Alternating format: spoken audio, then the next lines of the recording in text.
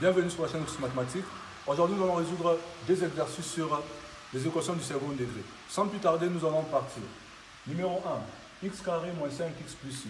Chers amis, la première des choses à faire, c'est d'abord identifier A, B et C.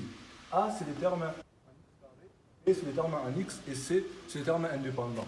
Alors, nous allons d'abord écrire ici. Le terme en x carré, c'est quoi? C'est 1. Le terme en x, c'est moins 5. Donc, B est égal à moins 5. Et C qui est égal à 6. Maintenant, la formule pour trouver delta, c'est quoi? Delta est égal à B carré moins 4AC. On va remplacer chaque chose par sa valeur. Alors, ici, on aura moins 5 au carré, moins 4 multiplié par 1 et puis multiplié par 6. Juste là, ça va. Moins 5 au carré, nous savons que c'est 25, car tout nombre au carré, même si c'est négatif, le signe va changer. Donc là, on aura 25. Ici, on aura moins 4 multiplié par 1, multiplié par 6, ça fait moins 24. Alors, chers amis, 25 moins 24, nous aurons 1. Alors, nous avons besoin d'avoir racine carrée de delta. Pour avoir racine carrée de delta, qu'est-ce qu'on va faire? Racine carrée de delta est égale à racine carrée de 1. Et racine carrée de 1, chers amis, ça nous donne toujours 1. Alors, on doit trouver maintenant deux racines. Étant donné que nous avons trouvé des racines de delta, on a besoin de trouver deux racines, x1 et x2. Je vais écrire ici la formule de x1. x1 est égal à moins b plus racine carrée de delta sur 2a.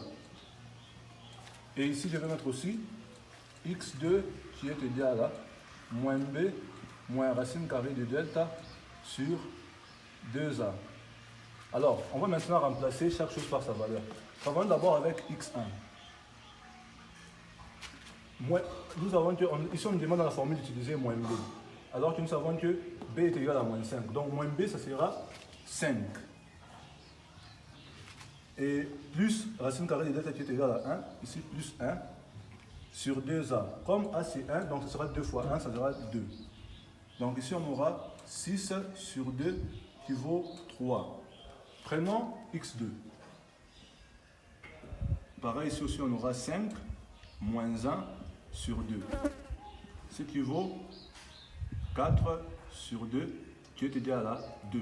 Donc chers amis, la solution de la première équation est égale à 2 et 3.